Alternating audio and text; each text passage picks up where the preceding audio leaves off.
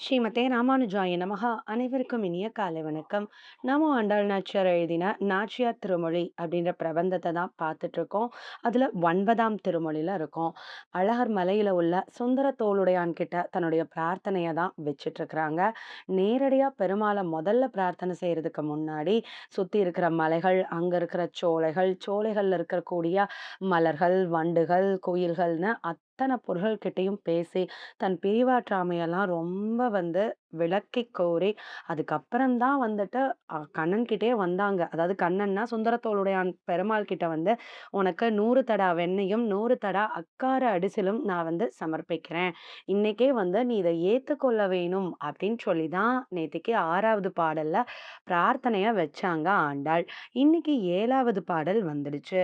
இந்த பாடலும் 6வது பாடலின் தொடர்ச்சியாகத்தான் அமைஞ்சிருக்கு அப்படின்னு சொல்லணும். ஏன் அப்படின்னா, இதுலயும் அந்த சமர்ப்பித்தாங்க இல்லையா? அப்போ சமர்ப்பிச்சுட்டா, கண்ணன் அத ஏற்றுக்கொள்வாரா? அப்படின்ற ஏக்கத்துல இருந்தாங்க. அப்ப கண்ணன் அத ஏற்றுக்கொண்டால், தான் பிரதி கைமாறாக என்ன செய்வேன்? அப்படின்றத தான் இந்த பாடல்ல சொல்லியிருக்கிறாங்க.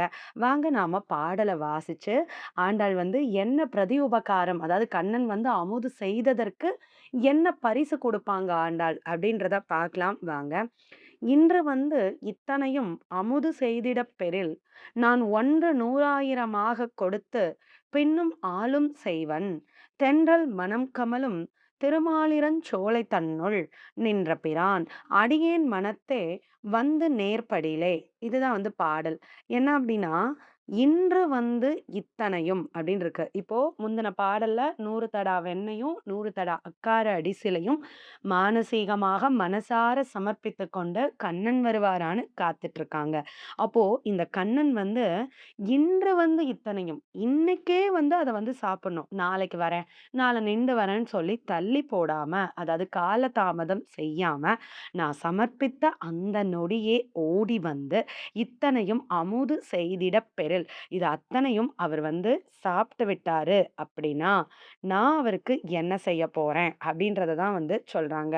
நான் 1 100,000மாக கொடுத்து, 1 தடா வெண்ணெய சாப்பிட்டா, பதிலுக்கு இவங்க 100 1000 தடா வெண்ணெய் பிரதி உபகாரமா குடுப்பாங்களாம். இதத்தான் பூர்வர்கள் எப்படி காட்டுறாங்க அப்படின்னா, இப்ப கண்ணன் வந்துட்டதாவும், ஆண்டாள் கிட்ட அந்த மனதுல இருக்கிற வெண்ணெயவும், அக்காரடத்திலயும் சாப்பிட்டுட்டாரு. சாப்பிட்டுட்டு ஆண்டாள் கிட்ட, "இப்போ உனக்கு என்ன வேணும்?" அப்படின்னு கேட்டப்போ, "சாப்பிட்டியா? அதுக்கு என்ன வரம் வேண்டும்னு கேட்கிறியா? இதே மாரி நான் இன்னும் 100,000 மடங்கு தருவேன். அதையும் நீ சாப்பிடணும்." அப்படின்னு சொல்றாங்க. சரி, அத சாப்பிட்டா அதுக்கு பலனா என்ன வேணும்? "ஓ! அத சாப்பிட்டா, அத மாரி இன்னொரு 100,000 மடங்கு நான் சமர்ப்பிப்பேன். அத நீ அமுது செய்யணும்." அப்படின்னு தான் ஆண்டாள் தொடர்ந்து கேட்டுட்டே இருப்பாங்களாம். என்ன காரணம் அப்படின்னா, பகவானினுடைய உள்ள குளிர்ச்சிக்காக செய்யப்படுற கைங்கரியம்.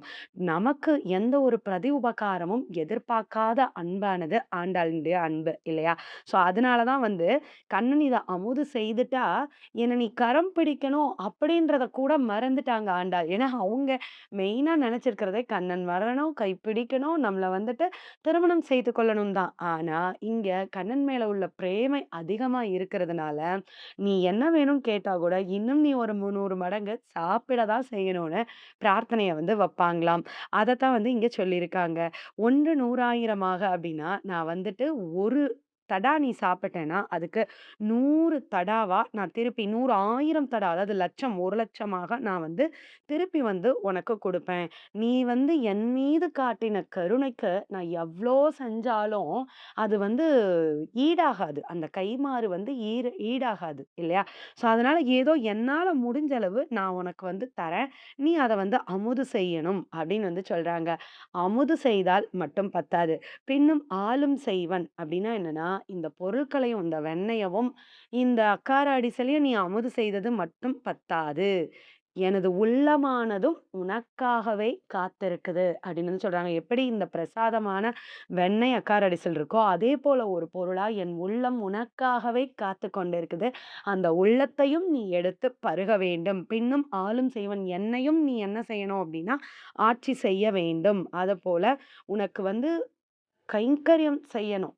1க்கு 100, 100க்கு 1000, 1000க்கு லட்சம் அப்படின்னு சொல்லி பல மடங்குல பகவானுக்கு கைங்கரியம் செய்யக்கூடிய அந்த கைங்கரிய பிராப்தியும் தனக்கு வந்து வேணும் அப்படின்றத தான் வந்து பின்னும் ஆளும் செய்வன் அந்த பிரசாதங்களோட அப்படியே என் உள்ள பிரசாதமான என் மனதினையும் நீ அன்போட எடுத்துக்கொள்.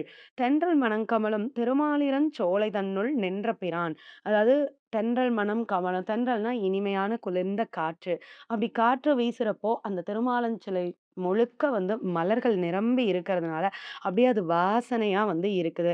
அப்படி வாசம் கமழும் அந்த திருமாலிருஞ்சோலை தன்னுள் நின்ற பிரானே, அப்படி குளிர்ச்சியோட, ஏகாந்தத்தோட, அப்படியே வாசம் மிக்க ஒரு இயற்கை ரம்மியமான சூழல்ல வீற்றிருக்கின்ற எனது பிரான். பிரான்னா வந்து சுவாமி, நமக்கு தலைவன், இறைவன், நம்மை ரட்சிப்பவன். அப்படிப்பட்ட அந்த பிரானே, நீ வந்து என்ன பண்ணணும்? அடியேன் மனத்தே வந்து நேர்படிலே.